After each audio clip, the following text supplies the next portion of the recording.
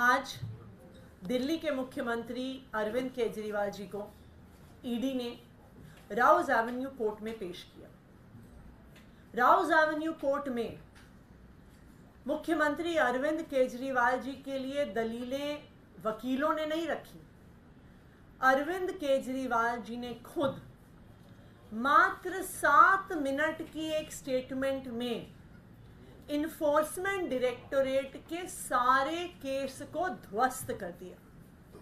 वो मात्र 7 मिनट के लिए बोले, लेकिन उस 7 मिनट में ईडी का केस कितना निराधार है, कितना बेबुनियाद है।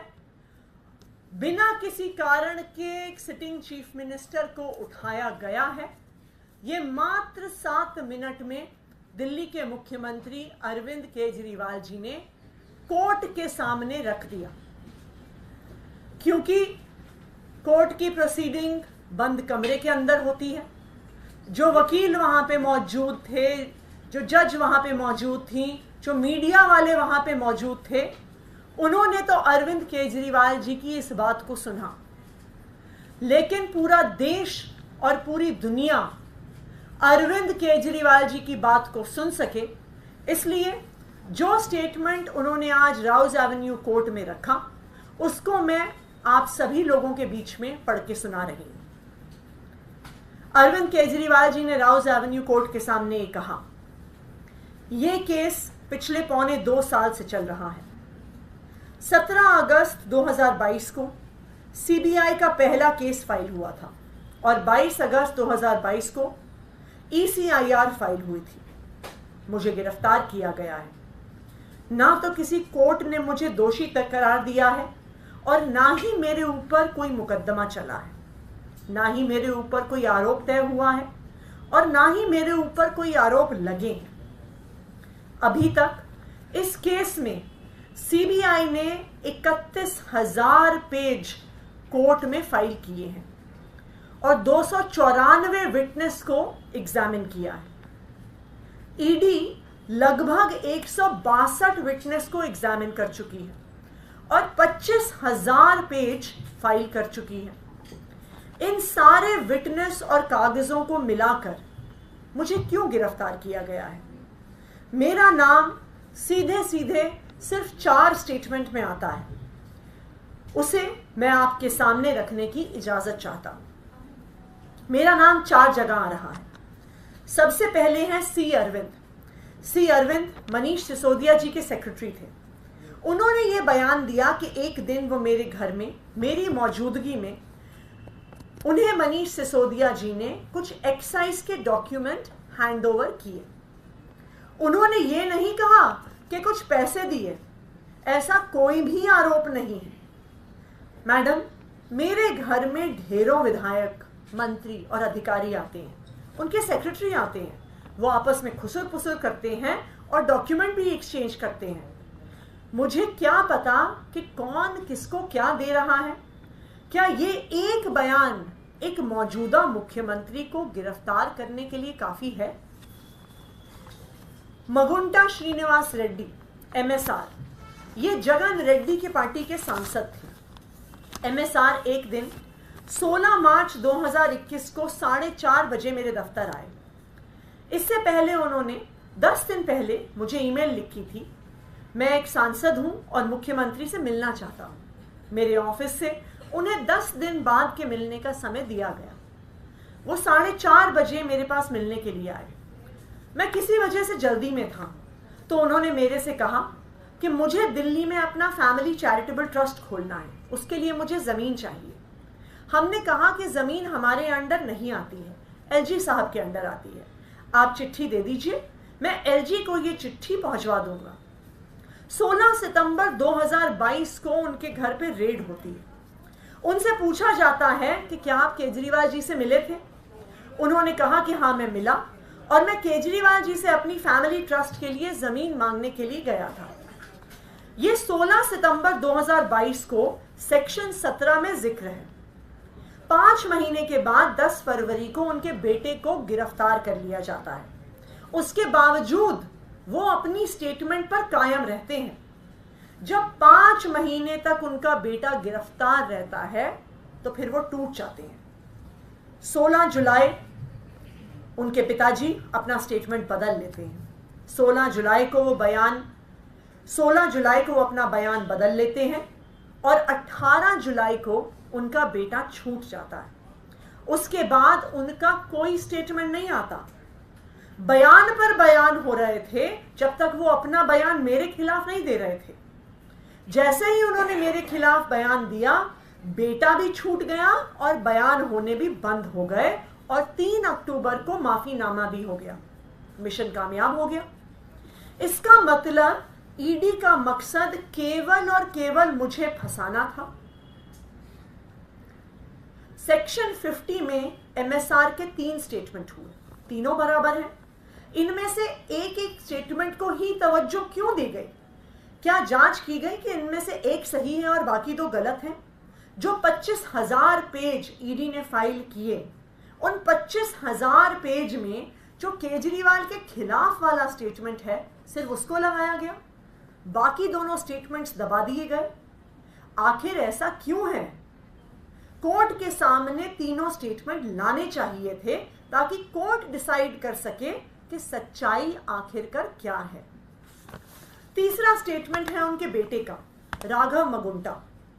राघव मगुंटा को 16 सितंबर को उसके घर पर रेड होती है और उसका बयान लिया जाता है। 10 फरवरी को उसको गिरफ्तार किया जाता है। उसके बाद उसके 5 बयान लिए जाते हैं। उसमें वो यही बोलता है जो उसने पहले बोला है। 5 महीने तक वो जेल में रहता है। उसके बाद 16 जुलाई को जब पिताजी बयान बदल देते हैं तो 18 जुलाई को उसको छोड़ दिया जाता है। उनके 7 बयान हुए जिसमें से 6 में वो मेरे खिलाफ नहीं बोलते और 7वें में जैसे ही वो मेरे खिलाफ बोलते हैं उसके बाद उनका कोई स्टेटमेंट नहीं होता है। उनको जेल से छोड़ दिया जाता है, उनको माफीनामा दे दिया जाता है। ये जो 6 स्टेटमेंट हैं ये रिकॉर्ड में नहीं लगाए जाते। चौथा है शरद रेड्डी। शरद रेड्डी के केस में 16 सितंबर में उसके यहां रेड हुई। उसने मेरे खिलाफ कुछ नहीं बोला। 9 नवंबर को उसने मेरे खिलाफ कुछ नहीं बोला। 10 नवंबर को उसकी गिरफ्तारी हो गई। उसके बाद उसके 9 बयान दर्ज किए जाते हैं जिसमें वो मेरे खिलाफ कुछ नहीं बोलता। उसके बाद 6 महीने गिरफ्तार रहने के बाद 25 अप्रैल को वो टूट जाता है और वो केवल इतना कहता है कि मैं विजय नायर के साथ सीएम साहब के पास गया था। सीएम साहब जल्दी में थे तो सीएम साहब ने कहा कि विजय के टच में रहो, विजय अच्छा लड़का है। मैं केवल ये जानना चाहता हूं कि क्या ये 4 स्टेटमेंट एक मौजूदा मुख्यमंत्री को गिरफ्तार करने के लिए पर्याप्त हैं? नंबर 2, जो 30,000 पेज फाइल किए गए हैं, ये 30,000 पेज के अलावा 1 लाख पेज ईडी के दफ्तर में पड़े हुए हैं जो हमारी बेगुनाही साबित करते हैं, जो हमारी बेगुनाही के सबूत हैं। उनको कोर्ट के सामने नहीं लाया गया। शराब घोटाले का पैसा आखिर कहां है? आरोप लगाया जा रहा है कि 100 करोड़ रुपए किसी साउथ लॉबी ने शराब की पॉलिसी बनाने के लिए आम आदमी पार्टी को दिए। यह जस्टिस संजीव खन्ना का ऑर्डर है। इस मौके पर अरविंद केजरीवाल जी ने, जो जज साहिबा थी, उनको जस्टिस संजीव खन्ना जी का ऑर्डर पकड़ाया। जस्टिस संजीव खन्ना के ऑर्डर में पेज 22 के पैराग्राफ 12 में कहा गया है कि 100 करोड़ रुपए रिश्वत का मामला डिबेट के लायक है। It is debatable. इसका मतलब है कि ये रिश्वत का मामला संदेह में है। इसका मतलब इस रिश्वत के मामले का कोई भी सबूत नहीं है। असली शराब घोटाला शुरू होता है ईडी की जांच के बाद। जब ईडी की जांच शुरू होती है, ईडी की जांच के 2 मकसद थे। पहला मकसद था आम आदमी पार्टी को क्रश करना, आम आदमी पार्टी को भ्रष्टाचारी साबित करना, खुद फैलाना कि आम आदमी पार्टी ने शराब घोटाला किया है। ईडी का दूसरा मकसद था इसके पीछे एक एक्सटॉर्शन रैकेट चलाना जिसके जरिए वो पैसा इकट्ठा कर सके। शरद रेड्डी के केस में शरद रेड्डी को जमानत 2 कारण से मिली। सबसे पहले, शरद रेड्डी ने मेरे खिलाफ बयान दिया और शरद रेड्डी ने गिरफ्तार होने के बाद 55 करोड़ रुपए का चंदा भारतीय जनता पार्टी को दिया। गिरफ्तार होने के बाद 55 करोड़ रुपए के बॉन्ड शरद रेड्डी ने खरीदे और उसके बाद उसे जमानत मिल गई। इससे मनी ट्रेल साबित हो जाता है। गिरफ्तार होने के बाद उसने 55 करोड़ रुपए का चंदा भारतीय जनता पार्टी को दिया। भारतीय जनता पार्टी में यह पैसा सीधा तौर पे उनके अकाउंट में गया। इससे मनी ट्रेल साबित होती है। यही पूरी जांच का मकसद था कि एक तरफ आम आदमी पार्टी को क्रश करना, एक स्मोक स्क्रीन क्रिएट करना और पीछे से एक्सटॉर्शन करना। ये बयान आज दिल्ली के मुख्यमंत्री अरविंद केजरीवाल जी ने राउज एवेन्यू कोर्ट में दिया। ये बयान साफ साफ साबित कर देता है कि उनको सिर्फ 4 ऐसे बयान के आधार पर गिरफ्तार किया गया है जिन बयानों का कोई आधार नहीं है, जिन बयानों को देने से पहले उन व्यक्तियों ने कई ऐसे बयान दिए जहां पे उन्होंने कहा हम अरविंद केजरीवाल को नहीं जानते, हम अरविंद केजरीवाल को नहीं मिले, लेकिन महीनों में जेल में रहने के बाद उनके बयान पलट जाते हैं। तो आज अरविंद केजरीवाल जी ने राउज एवेन्यू कोर्ट के सामने अपना पूरा बयान रखकर ईडी के सारे केस को ध्वस्त कर दिया। आज अरविंद केजरीवाल जी ने अपना बयान सामने रखकर पूरे देश के सामने यह साबित कर दिया कि ईडी का असली मतलब है एक्सटॉर्शन डायरेक्टरेट, कि ईडी का प्रयोग किया जाता है एक्सटॉर्शन करने के लिए। और असली शराब घोटाला शुरू हुआ ईडी की जांच के बाद, जब इस शराब घोटाले की जांच के माध्यम से पैसे शराब कारोबारियों से एक्सटॉर्ट किए गए। Thank you. सवाल ये पूछा जा रहा है कि क्या केजरीवाल जिस तरीके से लगातार प्रेस कॉन्फ्रेंस कर रही हैं, संदेश पढ़ रही हैं अरविंद केजरीवाल, क्या वो अरविंद केजरीवाल की जगह ले लेंगे आने वाले समय में?